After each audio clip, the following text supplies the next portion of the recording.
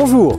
En mars, avec les premiers beaux jours qui arrivent, on peut enfin se lancer au jardin avec les premiers semis à faire. Falk, est-ce que tu peux nous dire qu'est-ce qu'il faut faire au mois de mars au jardin? Oui, alors comme tu as dit, mars c'est le moment pour faire les premiers semis. Donc ce qui est important, je dirais, c'est que tu peux commencer à faire les semis pour les plantons de tomates, d'aubergines et de poivrons. Oui. Mais il y a déjà pas mal de semis directs que tu peux faire aussi, comme par exemple la laitue à tendre, les oignons tiges, les épinards ou encore les pois mange-tout. D'accord, donc ça fait déjà pas mal. Si moi je veux des tomates, des poivrons, des aubergines, comment je dois procéder pour faire mes semis? Donc au début, bien sûr, il te faut le matériel pour faire les semis. Donc il te faut des terrines de semis, il te faut du terreau de semis, un arrosoir, des étiquettes et bien sûr encore des graines de qualité. C'est clair, oui.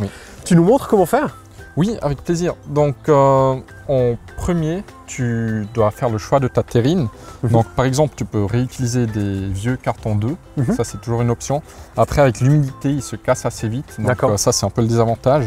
Ce que tu peux faire aussi, c'est prendre des terrines en caoutchouc. Tu peux les réutiliser d'année en année, donc ça c'est très pratique. D'accord. Ensuite, ce que tu dois faire, c'est que tu prends le terreau, tu remplis ta terrine jusqu'au bord avec du terreau, et tu tasses le terreau. C'est très important de le tasser pour que ça fasse une belle motte par la suite. Donc bien compact. Exactement, oui. Ensuite, tu peux déjà arroser un peu. Donc chaque compartiment, tu l'arroses pour qu'il soit bien humide. Et par la suite, tu prends tes graines et tu poses une graine dans chaque compartiment. D'accord.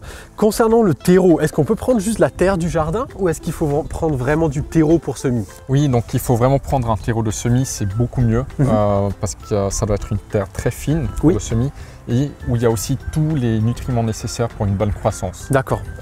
Veille aussi à prendre du terreau sans tourbe, ça c'est important. C'est clair, c'est beaucoup plus durable. Ensuite, comme je l'avais déjà dit, tu poses une graine dans chaque compartiment. Tu l'enfonces gentiment avec ton doigt, donc pas trop profondément. Le but, c'est juste de créer un bon contact entre le sol et la graine. C'est ça. Ensuite, ce que moi je fais, c'est que je saupoudre encore un peu la terrine avec du terreau, juste assez pour plus voir la graine, donc il ne faut pas enterrer la graine. Et à ce moment-là, tu tasses encore une fois pour qu'il y ait vraiment un bon contact. Très très bien. Ensuite, on la met dans une petite serre comme ça? Exactement, donc moi je recommande souvent d'utiliser une mini serre comme ça, parce que ça se dessèche moins vite et ça crée un climat favorable à la germination. Excellent. Et on garde ça à quelle température? Minimum 20 degrés, donc il faut qu'ils aillent assez chaud les semis, 20 degrés et au bout de 1 mois, les plantons normalement ils seront assez grands pour être repiqués dans des pots un peu plus grands. D'accord, donc ça demande quand même pas mal de patience de faire ses propres plantons. Si vous n'avez pas la patience ou l'envie d'avoir ces plantons pendant 3 mois en tant que colocataire dans votre appartement, vous pouvez bien sûr aussi commander des plantons pour une livraison au mois de mai ou les acheter à un marché aux plantons. Donc voilà, ça fait pas mal de travail. À côté de ça, les semis directs, qu'est-ce qu'on peut faire au mois de mars? Oui, alors pour les semis directs, justement, il y a les petits pois que tu peux faire par exemple. Oui. Donc les semis directs, il faut toujours lire les instructions qu'il y a au dos du sachet. Donc là, si je lis par exemple ces petits pois, il faut les semer à 5 cm de profondeur, 2 cm dans la ligne et une distance interligne de 40 cm. Exactement, c'est ça.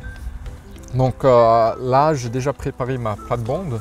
Avec mon râteau, je vais juste tirer 2 sillons assez profonds donc pour atteindre les 5 cm de profondeur. Et ensuite, je pose une graine tous les 2 cm. Avec mon râteau, je referme les sillons et je tasse légèrement pour qu'il y ait de nouveau un bon contact entre le sol et les graines. D'accord. Aujourd'hui, il va pleuvoir, donc je n'ai pas besoin d'arroser. Si quand vous semez, il fait beau, n'hésitez pas à arroser un peu pour que le sol soit bien humide. D'accord. Et donc si j'ai bien compris, si je prends une autre espèce, par exemple des oignons tiges, il suffit d'adapter la profondeur des semis ou les distances, mais le reste c'est exactement la même chose. Exactement, la technique ça reste la même. Quand on parle de semis, on pense tout de suite aussi aux limaces. Oui, donc avec tout le travail qu'on fait au potager, ça serait dommage que les limaces elles viennent tout bouffer, donc on essaie d'éviter ça. Pour les plantons, il y a une technique assez simple, c'est d'utiliser un stop-limace. Donc c'est cette construction qui empêche les limaces de passer à l'intérieur en fait et qui protège ainsi les plantons. Pour les semi-directs, ça c'est pas possible bien sûr. Donc là, ce que moi je fais, c'est que j'utilise du ferramol.